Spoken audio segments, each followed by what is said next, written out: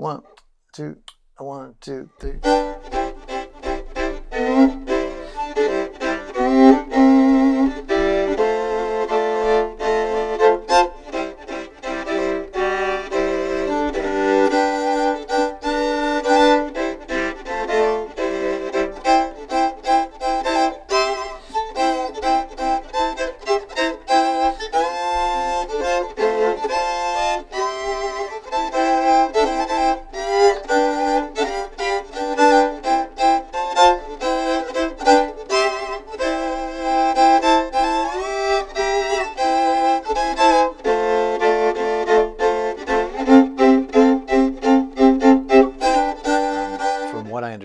This technique predates jazz by at least 100 years.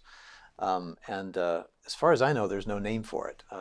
People I know, and including myself, just call it the four-string Joe thing, because Joe Venuti is most famous for having done this on some recordings in the 1920s.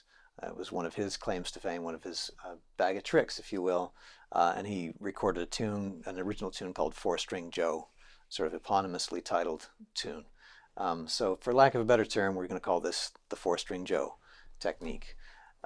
So what it involves, and do follow this step-by-step instruction before you break anything, but what it involves is removing the screw from the bow. I've already done that. Just taking it completely out, set it aside where you won't lose it, separate the frog from the stick, like so, and then carefully rotate the stick of the bow 180 degrees so that the tip is still facing downward the way it would when you were normally playing.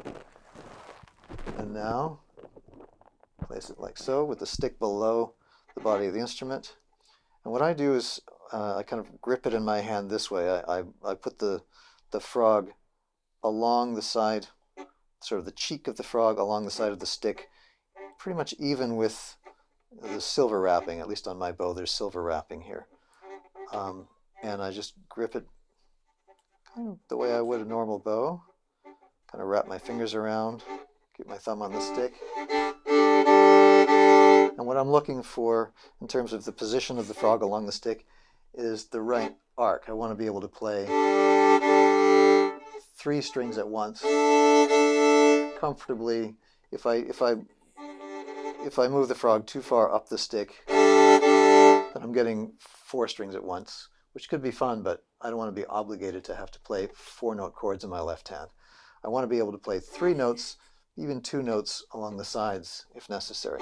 So right here about where the winding matches the wrap, or the grip rather, is perfect for me. And if in the course of playing, if I need to get a little bit steeper angle or a little bit shallower one, I can sort of slide this with my hand. Okay, so now what to do? Oh, yeah, just let me reiterate again. It's very important to turn your stick. If you try to play this way with the stick on its back, you run the risk of putting so much tension on this hair that you could pull the hair out of the tip and break something.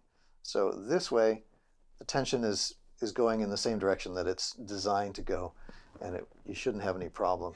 Be very careful, should you go without saying, be very careful not to let anything get tangled. As soon as I'm done with this, I turn it back the way it goes. I stick the frog back in its track and just hold it like that. I don't want to ever leave it dangling. It runs the risk of getting tangled within itself. Bad news. So now, what do you do with this once you've got it set up? Basically, what you're giving yourself the opportunity for is to play 3-note chords in your left hand. And this is a kind of style of playing that translates from guitar, from mandolin, from other fretted instruments as what we would call chord melody playing. You can play a chord while playing a melody at the same time. And it requires a certain repertoire of chords in your left hand. It requires a certain way of thinking about this. Banjo players also do this.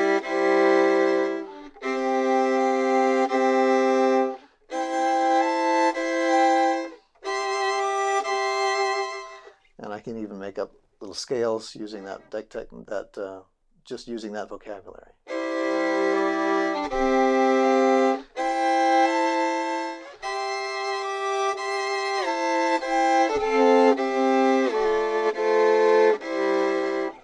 to get ahead of myself. I'm getting into some F major voicings. All right. So that's just your C chord. Let's do the F chord. So A on the bottom,